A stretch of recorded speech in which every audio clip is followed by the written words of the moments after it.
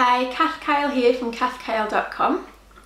Today I am sharing my goal setting process with you, so how to set goals.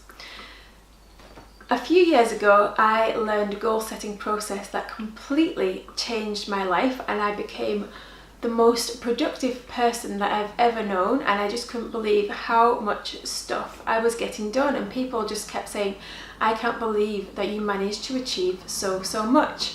And this is how I do it.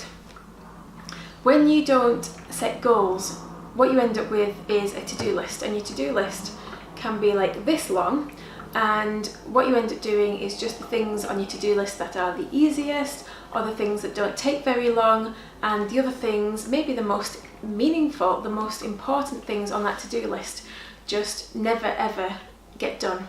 So this is what I suggest you do with your goal setting.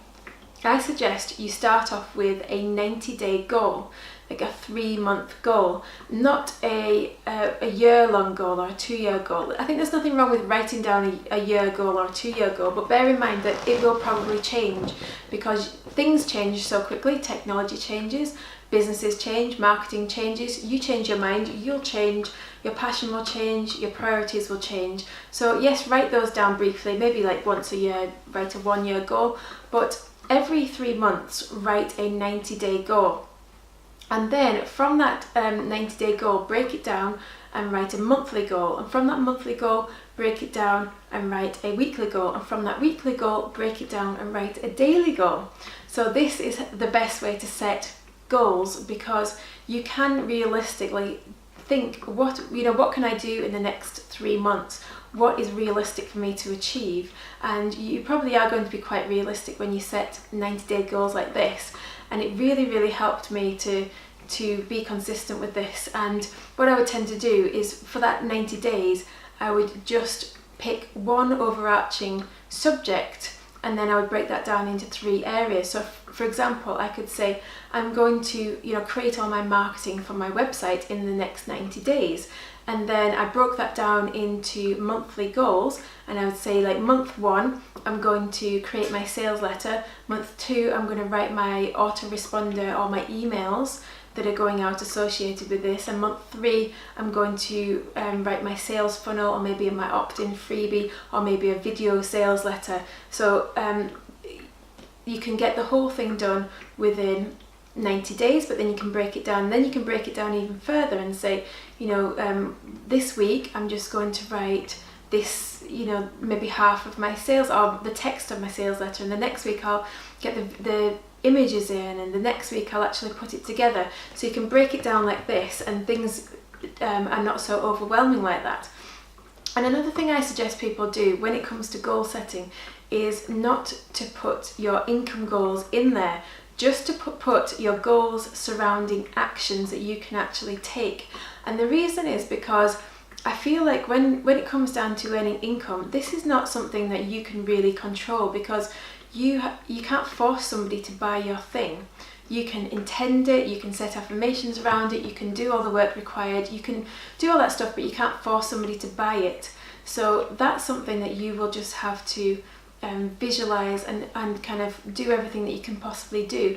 But I would find, if I would write an income goal in my goal setting process, what would happen is, if I didn't achieve that income goal, I would always end up feeling disappointed, and that would be the only thing I would ever focus on. I would never look at all the work, all the masses of work I've achieved, and feel really good about myself.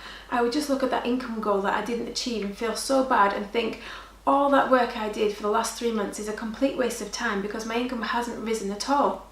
But if I didn't set that income goal, what would have happened was that I would have achieved all of this work and felt so good about myself.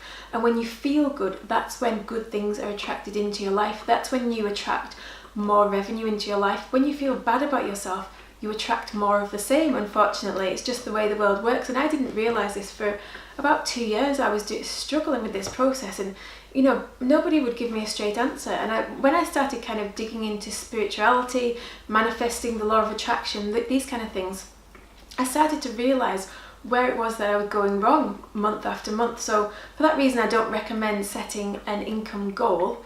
I did actually set an income goal for 10 years, as I said in one of my previous videos, but I felt like it was such a long way away that it hadn't happened yet, and it still hasn't happened. So I can't feel bad about that, because maybe when I get 10 years down the line and I haven't achieved it, maybe I don't know whether I'll feel bad about it, but the goal was so crazily high. It was like $50 million or pounds or whatever it was, and it was such a high amount of money that it was almost bordering on being a bit ridiculous.